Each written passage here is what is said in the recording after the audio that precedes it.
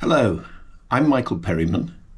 My career has been with the European Space Agency.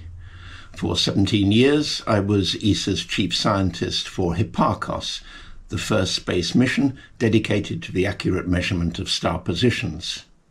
And I was co-originator and ESA's project scientist for its much more performant successor, Gaia, for its first 15 years. Gaia was launched in 2013 and was operated for 10 years until January 2025. This highly advanced and specialised telescope is creating a revolutionary three-dimensional map of our galaxy by measuring the extremely accurate positions and motions of some 3 billion stars. I won't go into details of how this is done, but the principles are actually straightforward. Gaia was positioned in the L2 orbit, accompanying the Earth as it circles the Sun. The Earth's orbit baseline, around 300 million kilometres, allows star distances to be determined by triangulation. Measuring the stars repeatedly over several years and with unprecedented accuracy also allows us to measure how each star is moving through space. Measuring star positions has a very long history, stretching back more than 2,000 years. On this logarithmic plot, we can trace how the accuracy of star catalogues has improved over the past 400 years. In the last 3 decades, accuracies have improved even more dramatically by exploiting measurements from above the Earth's atmosphere. This is providing a massive advance in mapping the galaxy and understanding its composition, structure, and history. The dimensions of our Milky Way Galaxy are staggering, and the distances, even to the nearest stars, are unimaginably large. The Earth's population of 8 billion people would each have to be spaced by 5,000 kilometres to reach even the nearest star at a distance of around 3 light years. The centre of our galaxy is 30,000 light years away. Gaia's formidable precision, equivalent to measuring the diameter of a hydrogen atom from 10 meters away, is creating a three-dimensional map of the distances and motions of a large fraction of stars in our galaxy. Gaia also provides unprecedented information on their variability, their binary nature, and properties such as their mass, radius, and age. The resulting dataset is colossal. This is the entire 5 volumes of the 1997 Hipparcos catalogue of 120,000 stars. If just the main part of the Gaia catalogue was printed in the same format, 100 stars per page, it would occupy 10 kilometres of shelf space. Looking at one star every second would take 100 years. Nearly 10,000 scientific papers have been written on Gaia results over the past few years. In my presentation today, I'll use a series of animations to illustrate some of the new insights it's providing about the structure and evolution of stars, and about the structure, dynamics, and origin of our Milky Way Galaxy. These are not, let me stress again, simulations. They are reconstructions based on the Gaia data. Let me start with a view of Ursa Major, one of the 48 constellations listed by Ptolemy in the 2nd century AD. Megrez, the star at the centre of the field, is around 80 light years away. Labels mark all 7 of the constellation members. Gaia's measurements allow us to determine how these stars are moving, and we can see how their pattern will become progressively more distorted as we project the star positions 100,000 years into the future.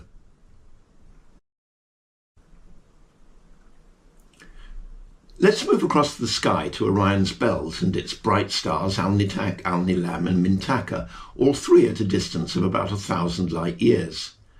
As I briefly mentioned, Gaia measures distances using their changing positions as the Earth orbits the Sun, shown here as a greatly magnified oscillation over 3 years.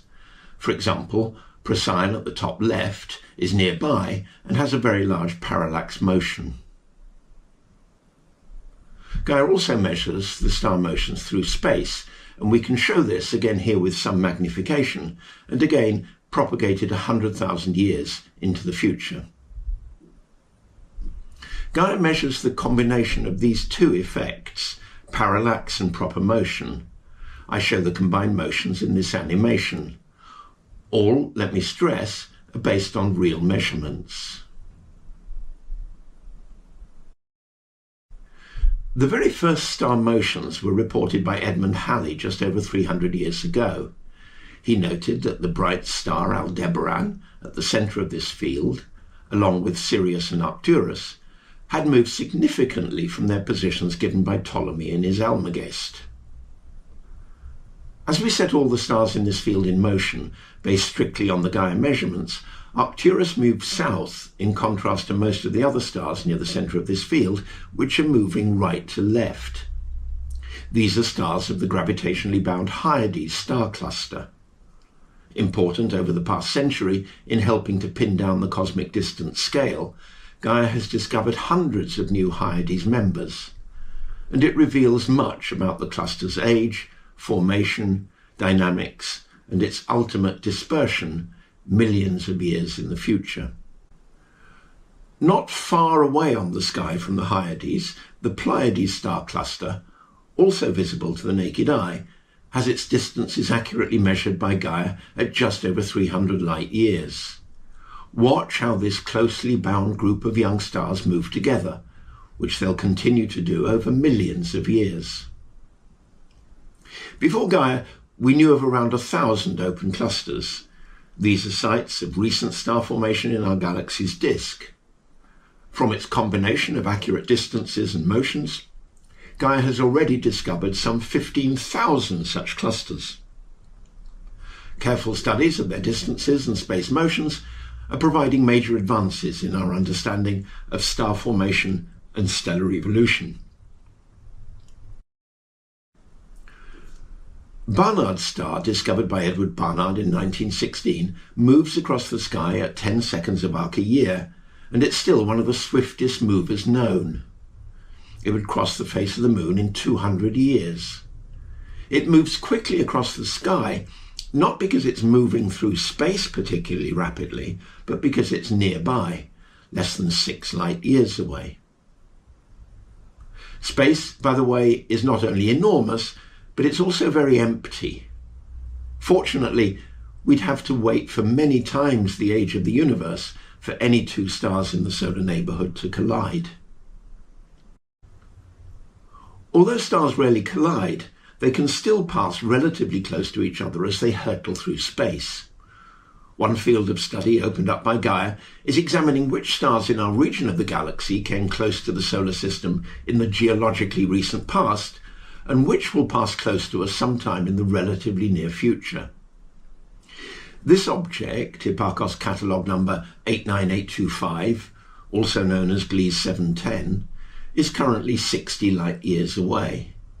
It's heading more or less straight for us and will fly past the solar system 1.5 million years from now.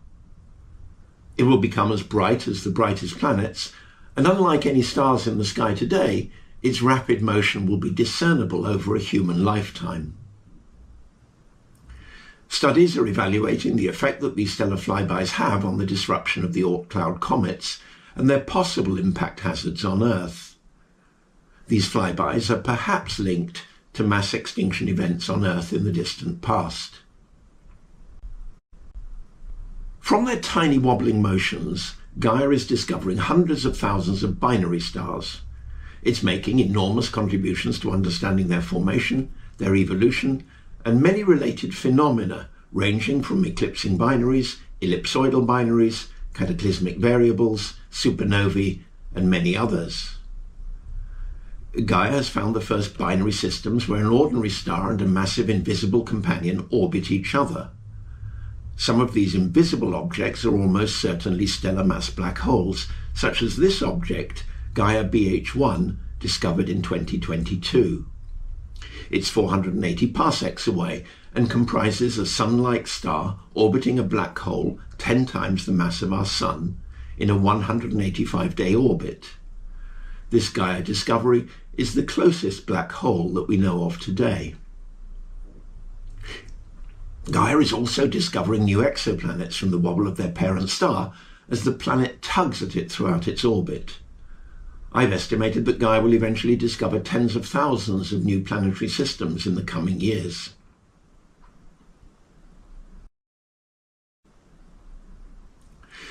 More than 80 years ago, a number of stars were found to have very high space velocities of perhaps 50 kilometres a second, 200,000 kilometres an hour, and curiously hurtling away from their birth cluster. These so-called runaway stars can be explained by two main mechanisms: binary supernovae disruptions or dynamical ejection. Gaia is finding many more of them. This is UW Arri, or 53 Arri, almost 1,000 light years away and moving at 50 kilometres a second. We can now trace back its orbit and conclude that it was ejected from the Orion Nebula 4 or 5 million years ago. In one particularly spectacular example, Gaia has found around 50 runaway stars escaping from the young cluster R136 in the Large Magellanic Cloud. Great progress is now being made in understanding how their very high velocities were acquired. But nature is even more bizarre. Hypervelocity stars travelling at more staggering speeds were predicted in 1988. If a binary star passes too close to the supermassive black hole at the centre of our galaxy, the binary is disrupted and one of the pair is flung out like a slingshot. The first such object discovered, travelling at nearly 1,000 kilometres a second, was discovered in 2005. Gaia is discovering and characterising many more. Some are coming from the galactic centre, others from binary supernovae explosions, and still others from the Large Magellanic Cloud. Here's the brightest known, Lamos HVS1. It weighs in at 10 solar masses and lies far out in the galaxy halo at a distance of 150,000 light years. It's travelling at nearly 1% of the speed of light. Even at these colossal speeds, it will take hundreds of millions of years to escape from the galaxy. I've mentioned the rapid motion across the sky of Barnard's star. This object, Groombridge 1830, catalogued in the early 1800s, is also moving rapidly across the sky. But it's also moving very rapidly through space. At a distance of around 10 parsecs or 30 light years, it's actually one of the stars forming our galaxy's ancient halo population, and it just happens to be passing very close to us at this time. Gaia can distinguish stars making up our galaxy's disk from those in the enormous spherical halo, and is now building up a detailed picture of the chemical and dynamical evolution of our galaxy. In other words, discovering precisely how our galaxy has grown and developed over its 10 billion year history. We believe that the universe is 13.8 billion years old, an age fixed by the Planck satellite's observation of the cosmic microwave background. This age is supported by the current standard model of cosmology, lambda CDM, and is largely consistent with stellar ages estimated from detailed numerical models of stellar evolution. But a couple of stars stand out as problematic. This is HD 140283, also known as Hipparcos object 76976, at a distance of 60 parsecs. Studied since the 1950s, its age was estimated at 14.5 billion years from Hubble observations in 2013. In other words, it seems to be 700 million years older than the universe itself. Clearly, something doesn't fit. Gaia is providing a huge quantity of state-of-the-art information on hundreds of millions of stars, allowing models of their evolution to be calculated more accurately. We must wait to see how the story of this impossibly ancient star, informally known as Methuselah, develops. Finally, this is Arcturus, the brightest star in the constellation of Bootes, and one of the three stars whose motion had been first noted by Halley in 1718. It's at a distance of just 11 parsecs, very nearby, and it's moving at over 100 kilometres per second. In the 1950s, Olin Egan found that it was one of about 50 stars moving together through space, a group which he called the Arcturus stream. For all of these example animations, I should stress that I've used just a tiny subset of the 3 billion stars being mapped by Gaia. In this 40 by 60 degree field, there are actually about 200 million Gaia catalogue stars. Their accurate distances and space motions can be used in complex computer models to identify stars that are moving together through space, even if they're widely separated on the sky. Gaia has found more than 100 of these ancient stellar streams. These rivers of stars have been captured from smaller galaxies that strayed too close to our own Milky Way over the 13 billion year lifetime of the universe. I can illustrate this with this very simple simulation of a captured galaxy that is being ripped apart over billions of years as it orbits the Sun and falls into our own galaxy. Some imprints of these death spiral orbits remain, and these ancient streams can be picked out from the billions of other stars around us. This is one of the most important fields of study with Gaia that's unfolding today. It's yielding a much clearer picture of how our galaxy, the Milky Way, came into existence billions of years ago, and through its capture of smaller galaxies, grew in size to its present form. Arcturus, easily visible to the naked eye, is a witness of the merging history of the Milky Way. Measuring star positions had its roots in the ancient world. Originally, for example, in understanding the seasons, when to expect floods or to plant seeds, and the direction to face in prayer. 300 or 400 years ago, star maps became crucial for navigation at sea. Over the last century, this field of science, astrometry, took centre stage in understanding the stars and stellar evolution. Recall that the energy that powers the stars was only understood less than a century ago. Today, with Gaia, star positions and motions have a deep and intimate connection with cosmology. This is one of the huge numerical simulations of cold dark matter cosmology from the Illustris suite. This region of the simulations replicates how a galaxy like our own is indeed assembled from smaller galaxies trapped by the Milky Way's immense gravitational field over billions of years. These sorts of simulations replicate other galaxies in the process of being accreted, and some of these closely resemble the dynamical motion of the large and small Magellanic Clouds and other galaxies of the local group. If we want to understand cosmology, Gaia is providing a profound understanding of the only galaxy in the entire universe that we have close access to, our own. I've only had time to pick out a few examples of the scientific advances being made by Gaia. Many results require lengthier explanation to appreciate how Gaia is contributing to understanding the great complexities of stellar structure and evolution, and how it's providing very important pieces in the overall picture of the origin and evolution of our Milky Way galaxy.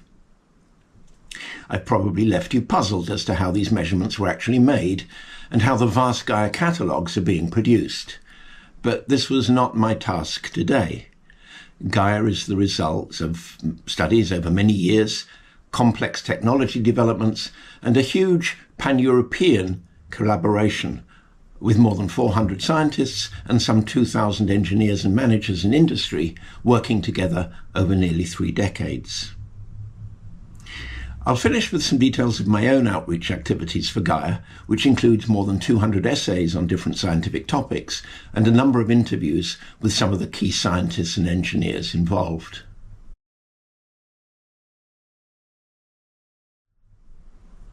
Thank you.